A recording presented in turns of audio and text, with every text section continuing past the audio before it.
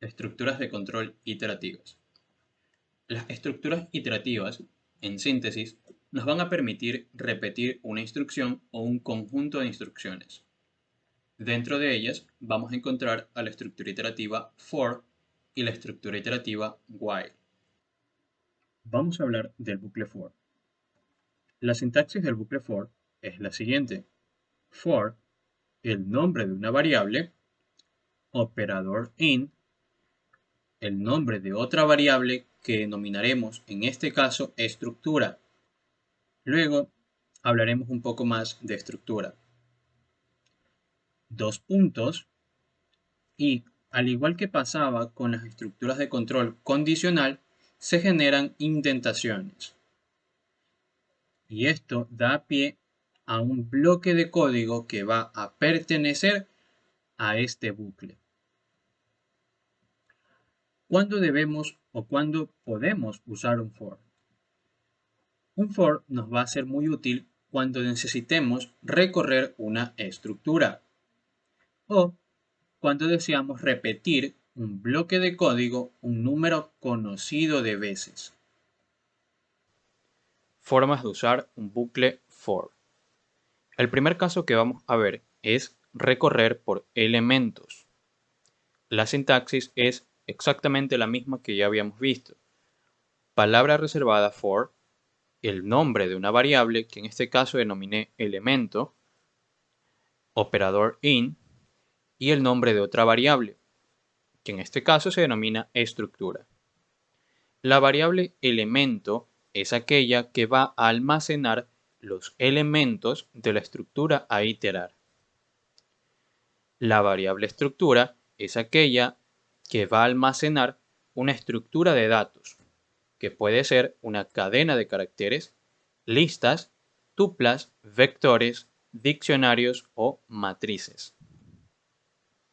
Y luego, pues, como ya habíamos visto, dos puntos y el bloque de código de nuestro for. Ejemplo, obtenga la raíz cuadrada de cada uno de los números en la lista datos y muéstrelos por pantalla. Ok, esta es la lista de datos. Para cada uno de estos elementos, yo debo repetir un conjunto de acciones. En este caso son dos, que es obtener la raíz cuadrada y luego mostrarlo por pantalla. Entonces, como debo repetir para cada elemento de una lista, de una estructura en general, un conjunto de acciones, lo ideal es usar un for, como lo vemos aquí. Palabra reservada for, el nombre de una variable que decidí llamar en este caso número, operador in, y el nombre de una estructura, en este caso una lista. ¿Sí? Entonces, ¿qué quiere decir esto? Para cada número en la lista datos, yo voy a repetir esta serie de acciones, que es calcular la raíz cuadrada de ese número y mostrarlo por pantalla. Esa es la interpretación de este código, pero vamos a ver cómo se ejecuta. A ver, primero definimos la lista de datos, ¿no? Luego vamos a la sentencia del for. Cuando se ejecuta esta sentencia, nos encontramos en la primera iteración, es decir, en el primer ciclo. Luego, la variable número toma un valor. Este valor va a ser el primer elemento de la lista datos. Luego, ingresamos al bloque de código perteneciente al for y definimos a la variable raíz, es decir, obtenemos la raíz cuadrada de este número, que sería raíz cuadrada de 25, 5. Y luego pues mostramos por pantalla. Una vez que finaliza el bloque de código de este for, el ciclo se repite. Volvemos a la sentencia original del for. Y ya nos encontramos en la segunda iteración. Ahora, la variable número se va a actualizar. Ya no va a contener el valor de 25, sino que cambia de elemento. Ahora cambia al número 9. Y se va a repetir exactamente el mismo proceso. Es decir, calcular la raíz cuadrada y luego mostrar por pantalla. Y esto va a suceder para cada uno de los elementos de esta lista. como vamos a ver a continuación.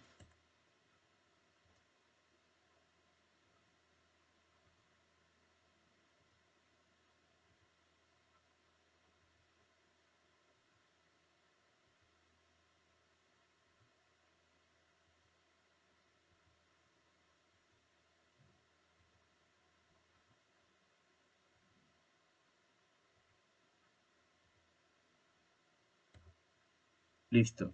Hemos llegado a la última iteración. ¿Por qué? Porque llegamos al último elemento de nuestra lista datos. Entonces, en esta última iteración se va a ejecutar de igual forma que las anteriores, solo que como ya no va a haber más elementos que obtener de esta lista, el bucle finaliza. Ahora vamos a ver cómo recorrer los índices de los elementos de una estructura. Para ello vamos a usar la siguiente sintaxis. For, el nombre de una variable, puede ser cualquiera, in, y aquí vamos a usar dos funciones, la función range y la función length. Dentro de la función length se coloca la estructura y el resto pues es totalmente igual. Ahora, esta variable ind es una variable que va a almacenar las posiciones de los elementos de la estructura iterada. Es decir, en esta variable se va a almacenar los índices de los elementos de esta estructura. ¿Quién es esta estructura? Como ya habíamos visto antes, es una estructura de datos a iterar, que puede ser una cadena de caracteres, una lista, tuplas, vectores, diccionarios y matrices. Ejemplo, muestre por pantalla los nombres y las edades de cada persona en el siguiente formato. Nombre, edad. Dispone de dos listas. Una contiene los nombres de las personas y otra contiene las edades de cada persona. Estas dos listas son listas paralelas. ¿Cuándo dos listas son paralelas? Cuando los elementos de estas listas se relacionan de acuerdo a su posición. Es decir, el primer elemento de la lista nombres es Javier y el primer elemento de la lista edades es 21. Quiere decir que Javier tiene 21 años. Luego, el segundo elemento es Alexander y en esta lista el segundo elemento es 22. Entonces, Alexander tiene 22 años y así con cada uno de los elementos. Cada elemento de ambas listas se relaciona con otro de acuerdo a su posición. Cuando nos encontramos con listas paralelas, lo ideal es utilizar un for para recorrer los índices. ¿Por qué? Porque, como acabamos de ver, los elementos de estas listas se relacionan de acuerdo a eso, a índices. Entonces, utilizamos la sintaxis que habíamos visto. For, variable, en este caso ind, operador in, función range, función length y la estructura. Aquí me faltó un paréntesis para cerrar el paréntesis de la función range.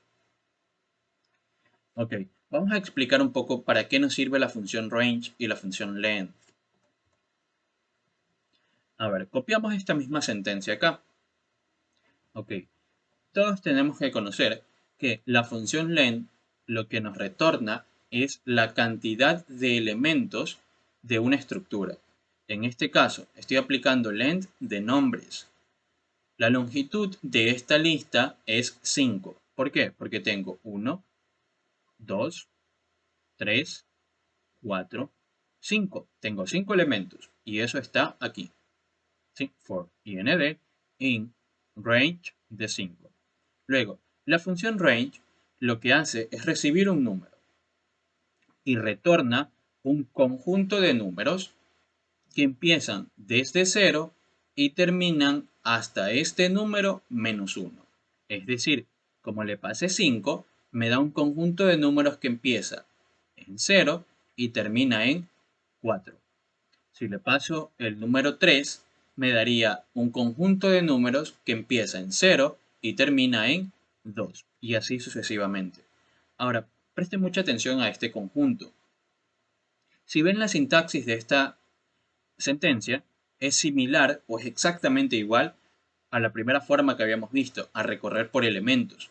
¿Por qué? Porque está for, ind, que es el nombre de una variable, el operador in y una estructura. Sí, es la misma forma. Entonces, miren, 0, 1, 2, 3, 4. Posición 0, posición 1, posición 2, posición 3, posición 4.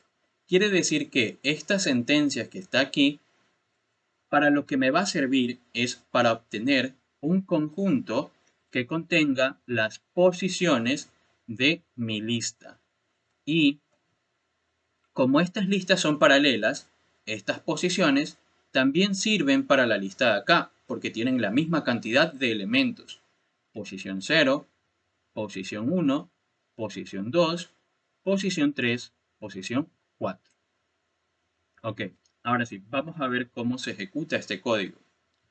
Entonces, se define la variable nombres, variable edades, luego llegamos a la sentencia del for. Cuando llegamos a esta sentencia, estamos en la primera iteración. Se define la variable ind. Esta variable va a contener el primer elemento de nuestra estructura. Recuerden, esta estructura de aquí es lo mismo que está aquí. Entonces, el primer elemento es 0. Por eso la variable ind contiene 0. Ahora, el conjunto de acciones que yo deseo repetir es el que está aquí. Hacer dos indexaciones en ambas listas. ¿Por qué? Porque lo que yo necesito hacer es mostrar por pantalla nombre, dos puntos, edad. Es decir, el nombre de una persona y su edad. Para ello, necesito hacer dos indexaciones. Por ejemplo, para obtener Javier y 21, tendría que indexar nombres en 0 y edades en la posición 0, que es lo que se va a hacer a continuación. Se ingresa al bloque de código del for y se define la variable nombre. Se está haciendo una indexación. Nombres indexado en ind. ¿Cuánto vale la variable ind? 0. Entonces, nombres indexado en 0 es Javier. Luego, se define la variable edad y obtenemos este elemento que es 21. ¿Por qué? Porque edades indexado en 0 es 21. Y luego ya simplemente mostramos por pantalla lo que necesitábamos. Javier, 2.21. Entonces, cuando necesitamos recorrer dos listas paralelas al mismo tiempo, lo ideal es usar este for. Recorrer los elementos, no de la lista, sino los elementos del conjunto de índices. Y de ahí, pues como ya conocemos el comportamiento de un bucle, vuelve a el inicio y se repite el ciclo.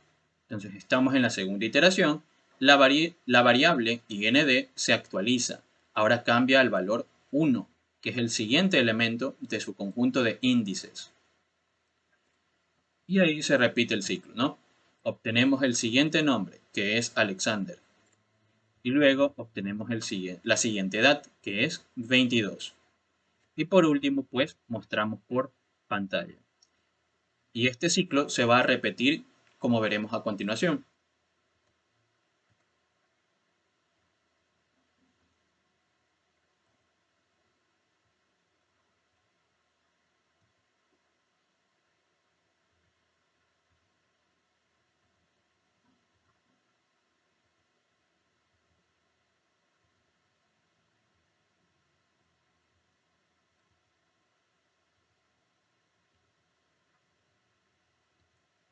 Y listo. Ahí finalizaría el programa porque ya llegamos al último elemento de este conjunto de índices, que es el elemento con valor 4.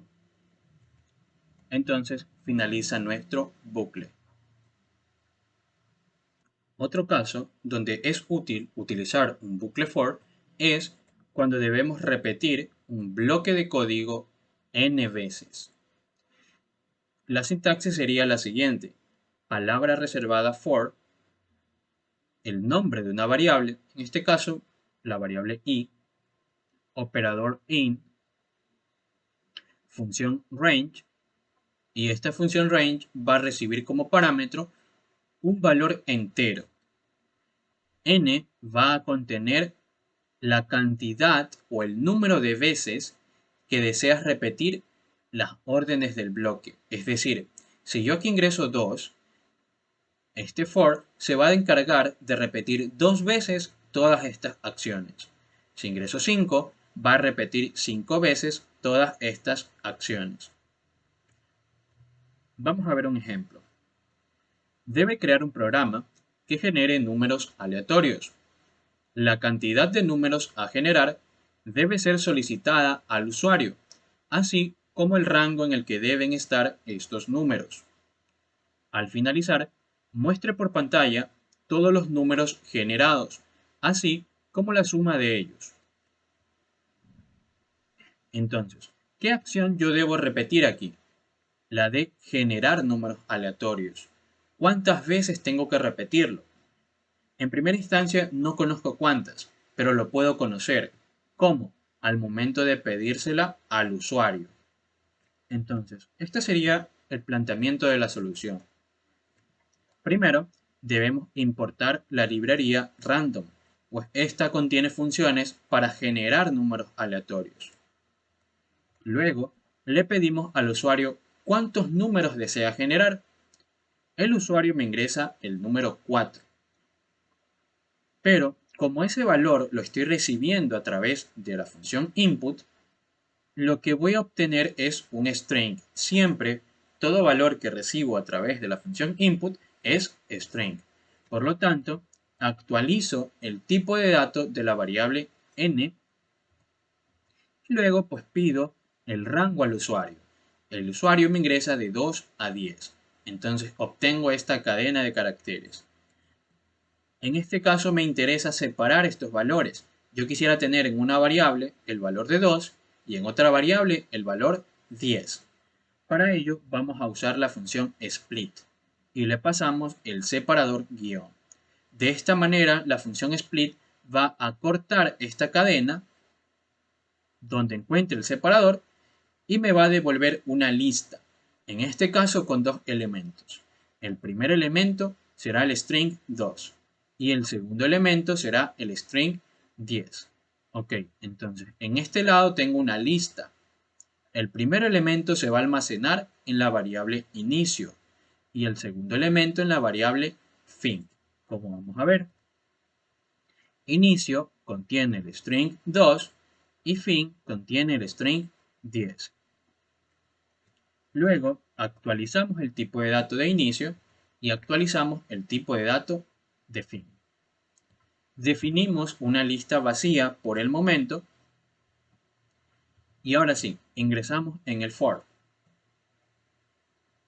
Primero, pues, nos vamos a encontrar en la primera iteración, la variable i va a contener un valor de 0. ¿Por qué? Recuerden, ¿qué hace la función range? La función range nos retorna un conjunto de números, empezando desde 0 y terminando en n-1. En este caso terminaríamos en 3. ¿Ya? Pero en realidad no nos va a importar el valor que tome i. Simplemente, dentro de este bloque de código, vamos a colocar las acciones que necesitamos repetir. En este caso, generar un número aleatorio y agregarlo a una lista. Ya vamos a ver por qué. Entonces, generamos un número aleatorio con ayuda de la función randint. Esta función recibe dos valores, un inicio y un fin. Se va a encargar de generar un valor entero entre 2 y 10. En este caso me generó el número 3. Luego, ese número yo lo agrego a la lista números con ayuda de la función append.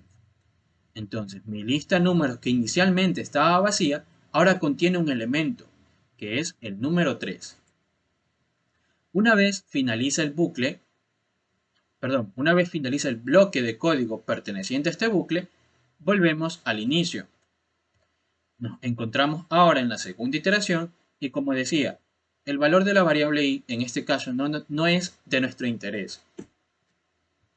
Luego ejecutamos esta línea y nos va a generar un número aleatorio. En este caso nos genera el número 5. Ese número lo agregamos a la lista de números. Y ahora la lista de números ya no solamente contiene el número 3, sino que contiene también al número 5. Y así se va a repetir el bucle la cantidad de veces que era necesario. Es decir, 4 veces.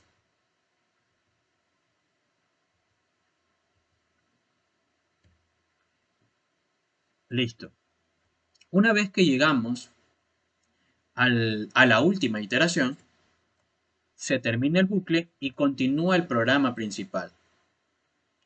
En este caso, pues mostramos los números generados.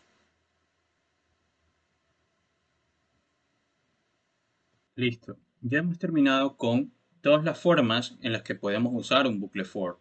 Ahora vamos a ver lo que es un bucle while. La sintaxis de este bucle es la siguiente: while, condición, dos puntos y el bloque de órdenes.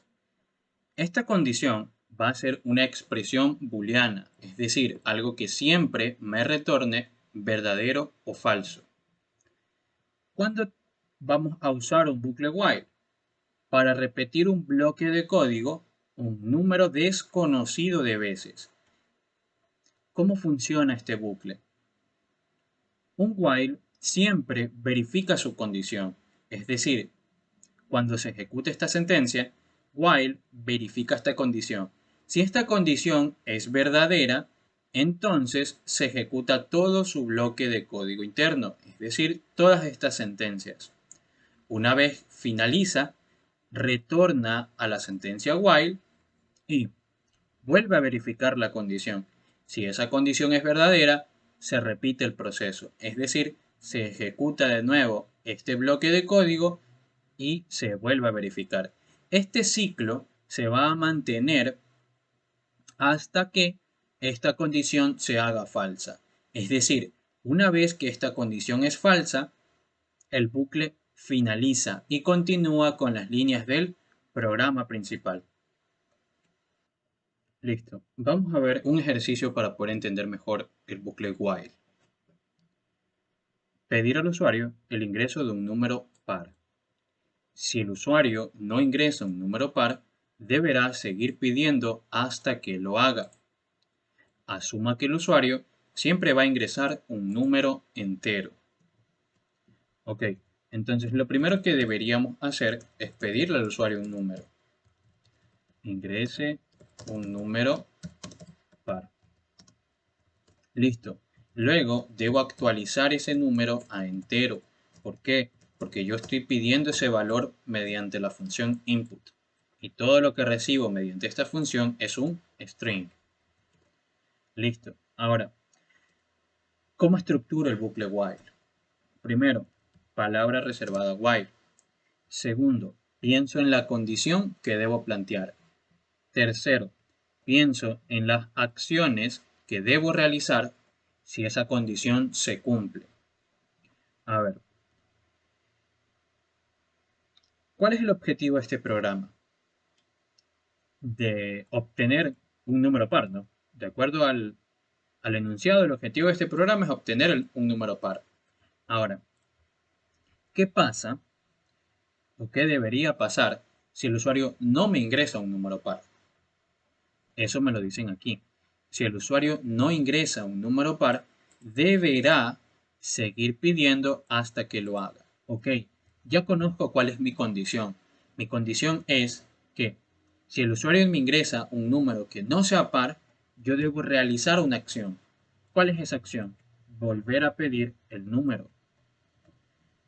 Ya conozco mi condición y conozco mi acción.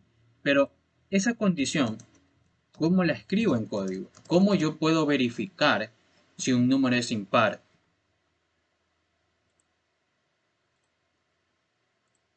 Para ello, pues vamos a esta parte. Miren, ¿qué tienen en común estas divisiones?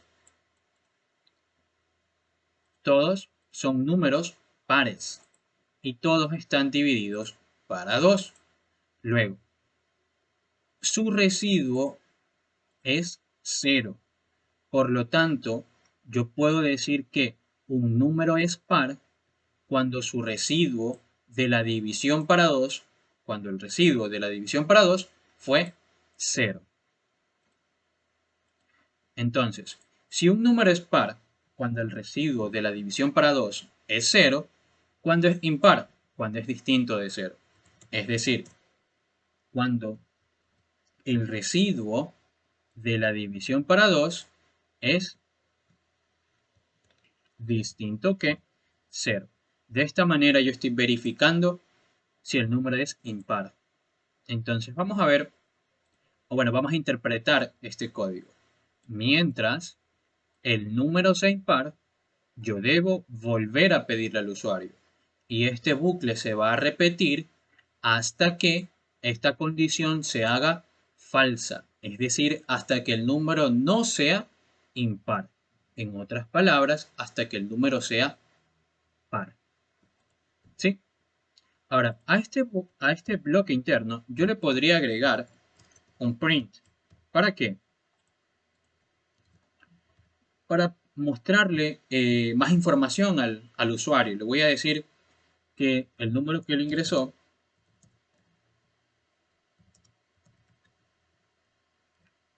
no es par. Y listo. De esa manera, cuando yo verifique que el número es impar, si es que esta condición es verdadera, ok, le voy a imprimir que el número ingresado no es par y le vuelvo a solicitar el número. Me falta un paso más, actualizar ese número a un valor entero. Y listo. De esa manera finalizaría mi código. Ahora, vamos a ver cómo se comporta. A ver, le vamos a ingresar el número 1. El número 1 no es par, correcto. Me vuelve a solicitar un número. Entonces, ¿qué líneas se han ejecutado? Se ejecutó la primera y la número 8 y la número 9. Luego, llegamos a la número 11. Llegamos a la número 11 y se verifica esta condición. El número 1 es impar, esto es correcto. El número 1 es impar. Como el número 1 es impar, ingreso al bloque de código de este while. Y se imprime el número ingresado no es par. Y se vuelve a solicitar un número. En este caso le voy a enviar el número 5. Al yo enviar ese número 5, va a volver a verificar la condición. ¿Y qué sucede? Este número continúa siendo impar. Por lo tanto, esta condición es verdadera. Y si esto es verdadero, vuelvo a ejecutar esto. Entonces le voy a continuar mandando números impares. ¿Y qué va a suceder? Que este bucle no va a tener fin. ¿Sí? ¿Por qué? ¿Cuándo es la única, o bueno, cuándo es el único caso en donde el bucle va a terminar? Cuando su condición se haga falsa. En este caso, yo le voy a enviar un número par, el número 8, y termina mi programa. ¿Por qué? Porque aquí mi condición me va a verificar si es impar. ¿El número de 8 es impar? No, eso es falso. Como eso es falso, no se ingresa al bloque de código del while, sino que se continúa con el programa principal. Y como ya no hay más líneas, el programa ha finalizado.